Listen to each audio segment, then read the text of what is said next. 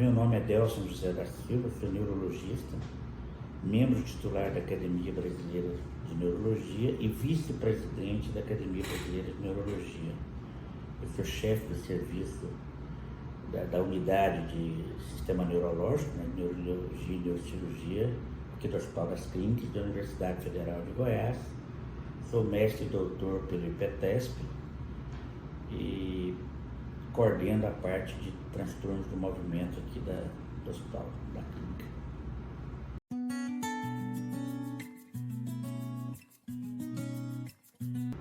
A doença de Alzheimer é uma doença neurodegenerativa, é a principal causa de doença neurodegenerativa que nós temos, ou seja, é uma doença progressiva em que ocorre perda de neurônios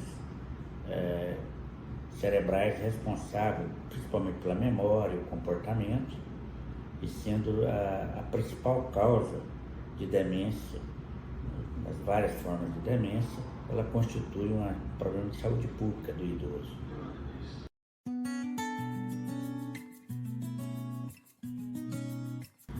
O Alzheimer, né? O Alois Alzheimer, por isso que ela tem esse nome, no início do século passado.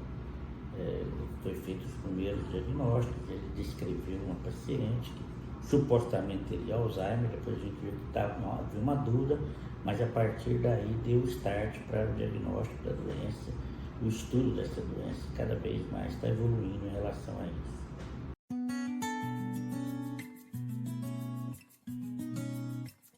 Bom, primeiro, o Alzheimer é uma doença, como eu disse, tem alteração cognitiva, ou seja, alteração principalmente ligada à memória, né? Inicialmente coisas do dia a dia que a pessoa possa esquecer, assim como ela pode, com evoluir, além da piora do problema da memória, pode ter alterações de comportamento também, alterações das funções de executar tarefas, etc.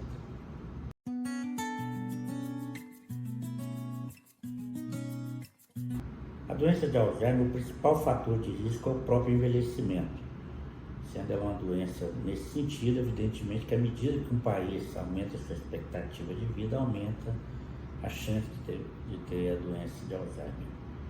A hipertensão arterial também, o tabagismo, o diabetes tipo 2 também é fator de risco, surdez é fator de risco, traumas importantes do crânio durante a vida é importante, a baixa escolaridade, a baixa reserva cognitiva, portanto, é outro fator de risco, e alterações, outras doenças metabólicas também relacionadas à tireoide, etc., pode também ser um fator de risco para a doença.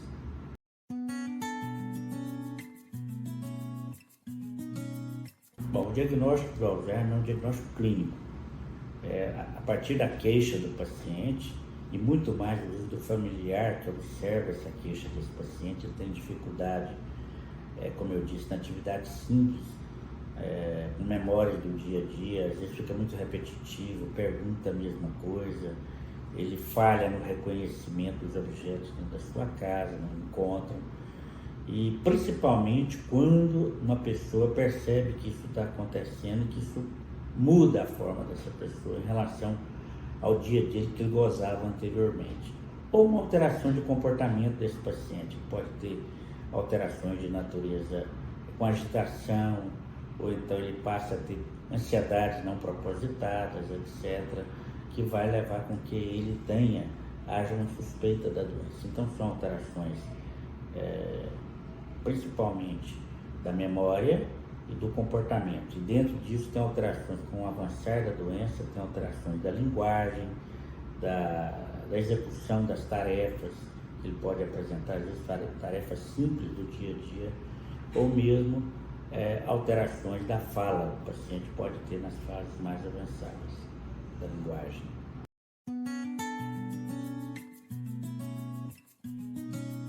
A doença de Alzheimer, normalmente, ela ocorre em torno de 65 anos de idade, um pouco, 5 anos para lá, 5 anos para frente ou para trás, mas em torno de 65 anos. Mas existem os casos de início mais jovens, né? Até menos de 50 anos. Esse tipo de caso tem que investigar a causa genética ou algum fator que aquela pessoa tem de predisposição àquela doença, mas pode ocorrer em pessoas mais jovens um pequeno número de casos, pode acontecer.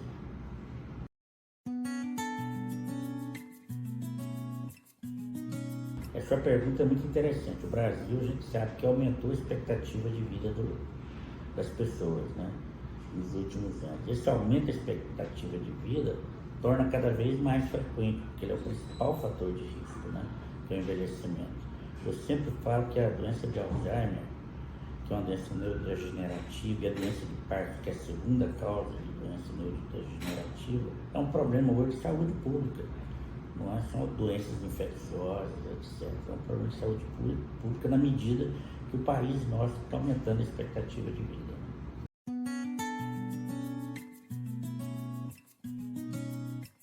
Bom, depois de um diagnóstico instituído, já confirmado, como ela é uma doença que altera a memória, ou seja, a perda de neurônios que produz um neurotransmissor que se chama acetilcolina, nós podemos fazer mão de medicamentos.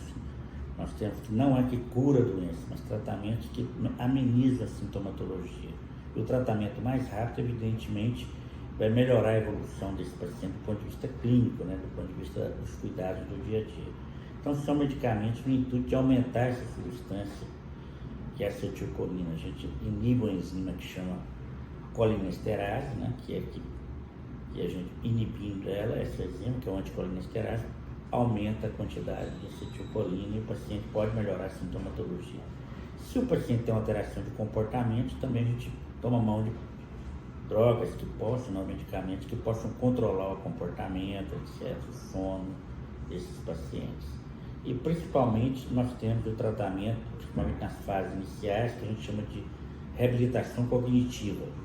São, assim como tem exercícios da parte motora, nós podemos ter exercícios da parte mental, que a gente chama de reabilitação cognitiva. Apoio psicológico é importante. Hoje em dia a musicoterapia dedica uma parcela grande desses pacientes, às vezes o conjunto de todas essas condições multiprofissionais na ajuda do paciente. Portanto, o tratamento é um tratamento médico e um tratamento com outras especialidades, outras áreas de atuação, que faz dele um tratamento multiprofissional.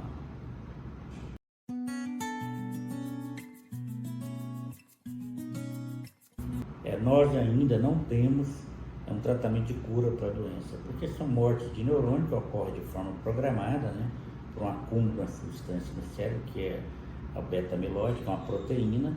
Então a procura hoje é tentar neutralizar a morte desses neurônios, mas tem muita pesquisa nesse sentido, para que iniba a progressão da doença. E dessa forma termos um tratamento mais efetivo do ponto de vista da causa, né, que seria isso. Porque o tratamento que eu relatei para você agora são dos sintomas da doença, né? Amenizar os sintomas e melhorar a qualidade de vida do paciente.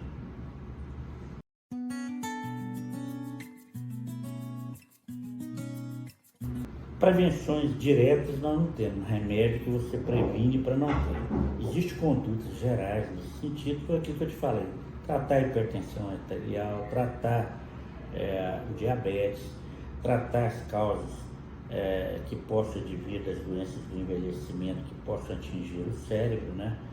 Ter vida saudável. A gente sabe hoje em dia que o exercício físico, alimentação adequada, né, com uma dieta mediterrânea, combater a ociosidade, evitar o tabagismo, pessoas, uma coisa que eu vou falar aqui, alterações em relação, por exemplo, hoje a gente sabe que a surdez é um fator de risco, dando um exemplo simples para você.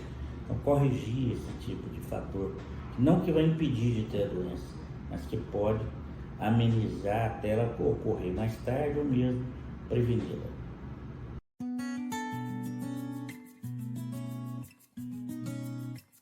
Aqui nós temos um ambulatório de demências que é feito aqui pelo serviço, pela unidade do sistema neurológico, que atende os pacientes com demência, né? Temos um ambulatório de neurologia geral também que atende esses pacientes. Então nós temos um serviço aqui preparado para esse tipo de tratamento.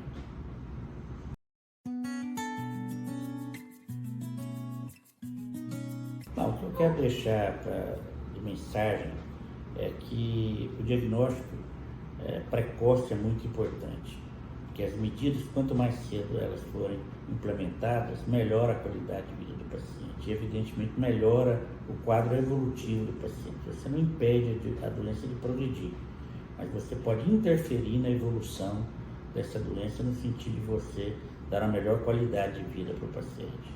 Eu acho que qualquer sinal clínico que demonstre que ele está tendo uma perda da memória, uma alteração de comportamento, aquela família observar, às vezes o próprio paciente observa que está atrapalhando ele, mas normalmente um ator de fora, um parente, um amigo, uma pessoa percebe que não está, acho que deve ser procurar um médico. Eu acho que o sinal é clínico. Outra coisa, não existe um exame que faz o diagnóstico esclerosante, é o conjunto, essa é outra mensagem que eu quero deixar, o conjunto do quadro clínico associado aos exames que a gente chama de complementares e que fecha o diagnóstico, né, da doença de Alzheimer, porque muitas vezes o paciente acha que vai a um médico, pede um exame e está resolvido. Não é assim.